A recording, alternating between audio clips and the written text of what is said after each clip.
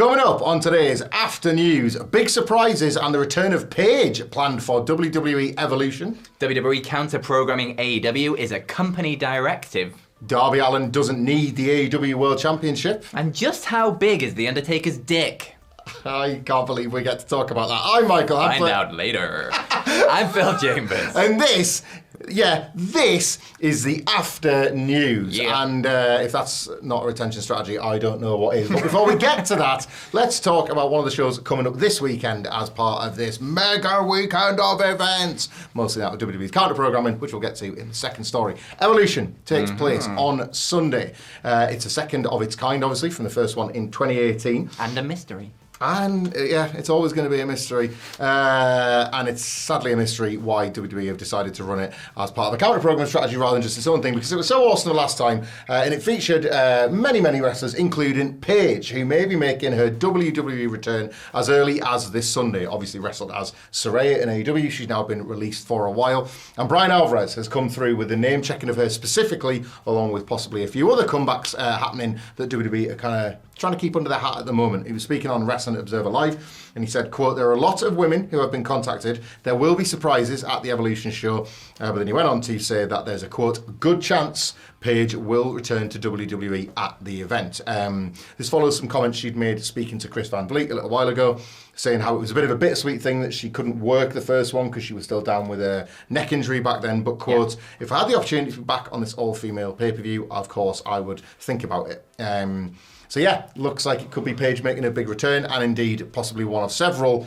Maybe for the Battle Royal, maybe some sort of slot fitting in on the undercard. We've got our matches locked in now. WWE tend not to change that in this era. But yeah, Paige and others potentially set for their big return. Paige is definitely the biggie out of the potential returns. Obviously through Royal Rumbles and things like that. We've had quite a lot of different eras of women's wrestling and returns through that just by doing things in the Royal Rumble. So we've kind of had a lot of those faces that you kind of expect to be in these roles already. But Paige is one that at one point we never thought we'd ever see her wrestle again because of the injury. It was real bad. And then obviously leaving, getting better, and then going to AEW, you question whether we'd ever see a Paige back in WWE. So I think that's quite a big one. And what they do with her going forwards is kind of interesting. The card is stacked in terms of women's wrestling at the minute. The roster, sorry.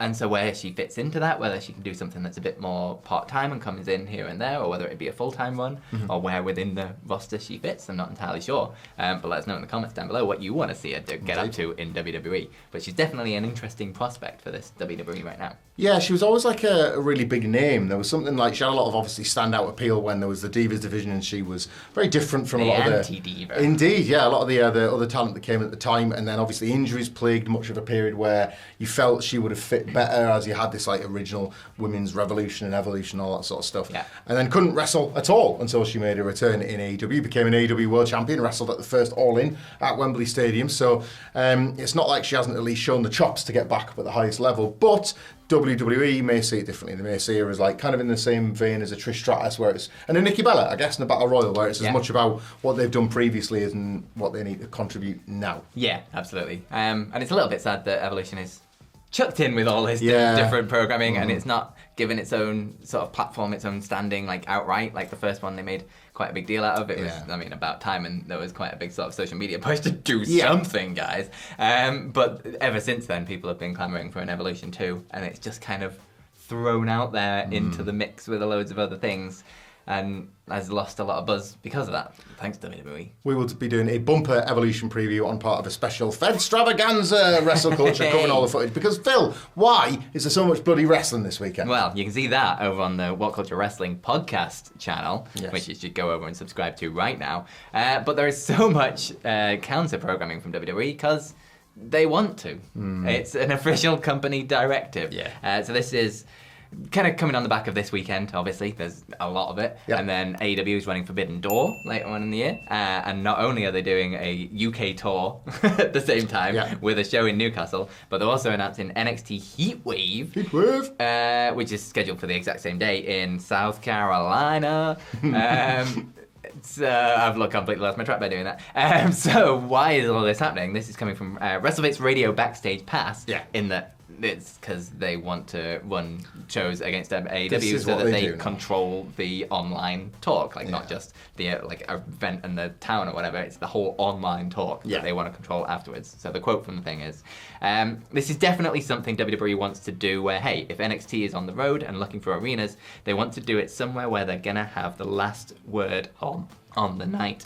AEW is going to be having All In the afternoon, and WWE is going to be coming in there after with Saturday night's main event. So at the end of the day, you're not just talking about the fallout from AEW, you're talking about WWE, what they're doing as well, controlling the narrative and the momentum online. So there's no coincidence. There's definitely a directive coming from WWE with the behest of TKO behind it. They are all for it, and they want to do more of these things. So don't be surprised if down the line you see a lot more of WWE counter-programming. So recency bias kicks in and you're just thinking about WWE and not that show that was also 2 hours ago." Yeah, they're making official here what we've kind of known for a while, aren't they? Like, this has never been an accident, despite what certain grifters and bad faith accounts will tell you. You get the very, very, very occasional case where two shows might be run at the same time, or even the fact the same weekend, for example. But other than that, this is not historically, obviously, something that wrestling companies have liked to do because of cannibalising a potential audience, even when you had the era of the Monday Night Wars, when there was like bitter head-to-head weekly television ratings when it came to pay-per-views and the big weekend events. They would kind of just let each other have their own weekends, or at least work around the pre-booked stuff. Not anymore. We were kind of talking about this, definitely not in the first time we tried to record this video before the cameras fried. It's definitely not take two. No, absolutely not. We'd never do such a thing. No, we're professionals. Wouldn't want it to feel insincere. Different needs.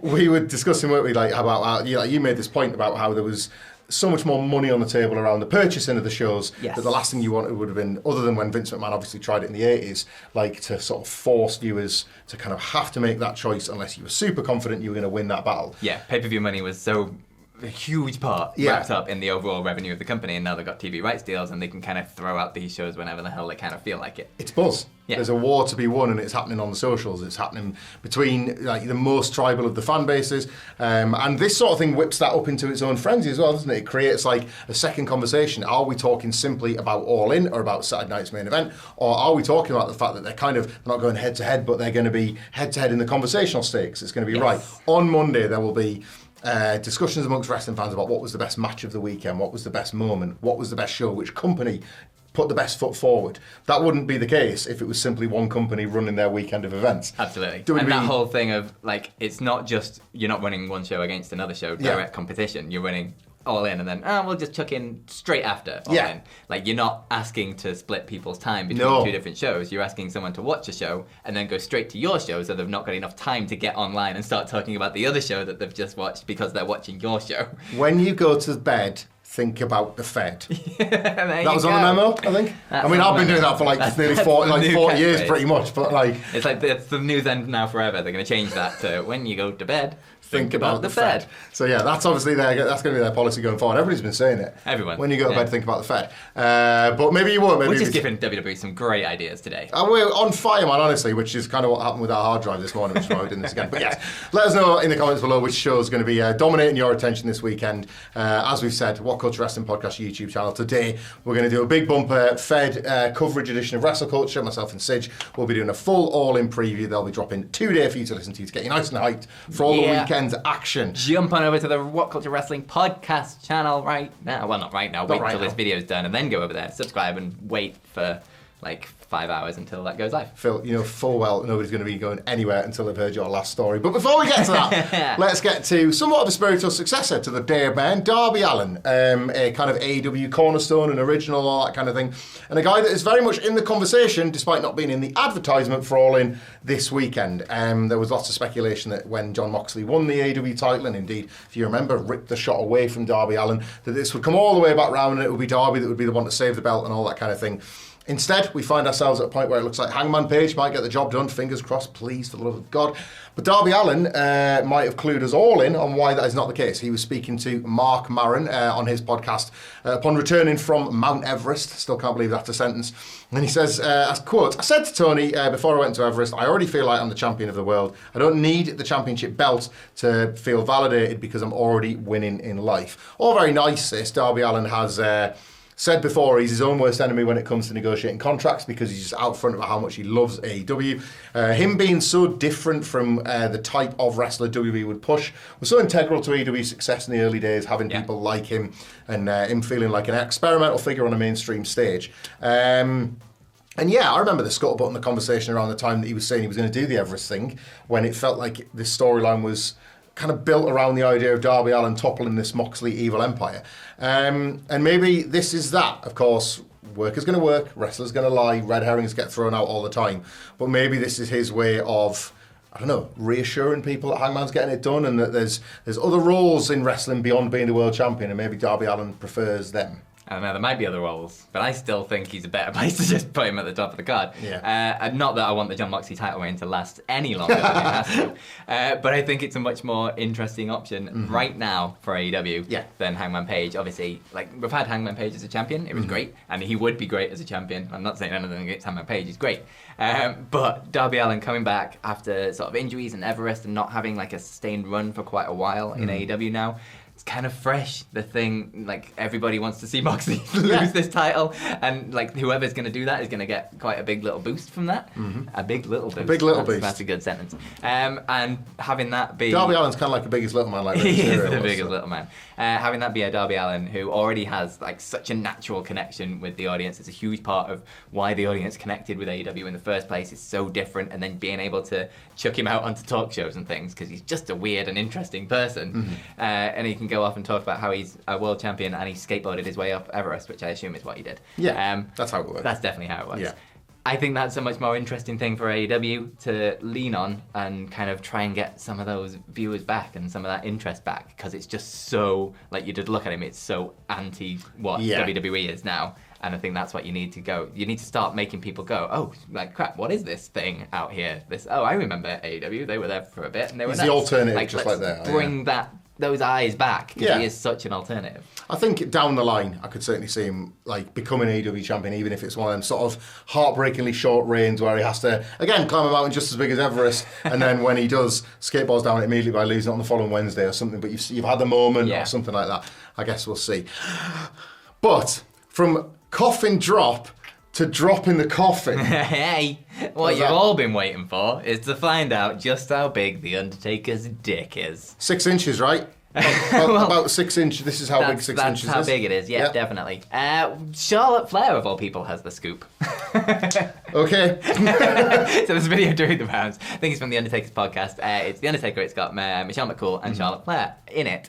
And they're talking about ESPN body issues. Obviously, Charlotte Flair has done one in the past, and The Undertaker got offered an ESPN body issue and turned it down. Boo! Much to Charlotte Flair's dismay, who desperately wanted him to do a body issue. Yeah. But then they started talking about, like, because obviously it's not full nude, you gotta hide some parts, and like, what if you put like a little coffin over his penis? And the size of that coffin got discussed, and Charlotte Flair was just a little coffin, just a little coffin over his little penis. And The Undertaker got really annoyed and started, oh no, it's a big coffin. I'm a big boy. I got a big dick. I'm a big wrestler. I just need a gigantic coffin. Big coffin, just one up, put Yokozuna in it. Needs to be that so big. You got a Mabel-sized coffin for the coffins to go from my junk. And Charlotte Flair is yeah, she was. Little tiny little coffin. Love that line. Michelle McCool did not pass comment. She didn't, so I think she knows. I think she knows where the bodies are buried. Wrestling's a weird place. Like, you might see some things backstage, and I think Charlotte Flair's got the intel, and The Undertaker has a tiny penis. He cut across so quick. Let me tell you, the coffin will be goddamn massive. No, I need a fucking huge cock. My big fat cock. Only have to ask Mitty and Savio when we're having a game of bones. The biggest bone was one a dead man slapped on the table in here on the BSK. And every time we do a bit, and I just slap my gigantic cock on the table, and they all go, oh no, I fold now because your cock's so big. Let me tell you, when I would do a one-headed choke slam, I'd need two when I was choking this chick. Rest in penis. Penis. There we go. There you go. The Undertaker's got a tiny penis. If anyone wants to aggregate that, you can. That's absolutely fine. That is a quote We're from putting me. That out to the world. Direct quote. I'm willing to go there. Phil Chambers of WhatCulture. Prove me wrong, Undertaker, if it's not. So there you go. The ball is in your court. I think Murray, like, as the chief sort of aggregate here at WhatCulture, and Adam Wilborn as the OTJ, they insisted we talk about this, didn't they? Yeah. Like, we were like, come on, guys, we're covering you today. We don't want to do the serious real stuff. We don't want to brave the hard-hitting stuff. And they were like, get that story out there. We just get it to the people. So, start your weekend the right way, and that is by thinking about the size of the Undertaker's genitalia. And let us know down in the comments how big you think the Undertaker's penis is. Do, actually, yeah. Let's get a debate going on. And also, I've got to say, like, if you, like, Charlotte Flair is desperate to be a babyface at the minute, obviously, as we have seen time and time and time again. Why doesn't she just be this on TV? She's really personable and entertaining and fun and, like, good to watch and feels like it would be a fun person to be around. Why don't you just be that, Charlotte? I think this is like the beginning of the true Charlotte Flair babyface turn after the several failed attempts. I just want to say, by the way, if you are talking junk size in the comments below, no shaming of people with small genitalia. Things come in all shapes and sizes. Yeah. It's all natural. They're all natural. I get very defensive about people having a go about people with small genitalia on behalf of my friends. I don't like it when the genitalia, when it's too small, of people I know. I take that quite personally. Like, I do not want you insulting Phil over this sort of subject matter. So be nice about it. There's no one perfect size. It ain't about the size of the coffin. It's about how I rock the hearse. Different strokes for different folks. Different lengths of strokes for different folks. He reckons it's massive. Charlotte Flair reckons it's really small. It's really small. Michelle McCool did not speak. The Undertaker's got a tiny penis. I'm putting it out there. Putting it out there. Phil, I think with this one, we've done it, mate. I think we have completed videos about wrestling on the internet. I think we've ended it. That's the end of the internet for videos. Hell of a run. Except it's not, because you can continue your YouTube journey right here by click, click, click, click, click, click, click, click, click. Please say you watch this one, because I have to record it twice. Bye.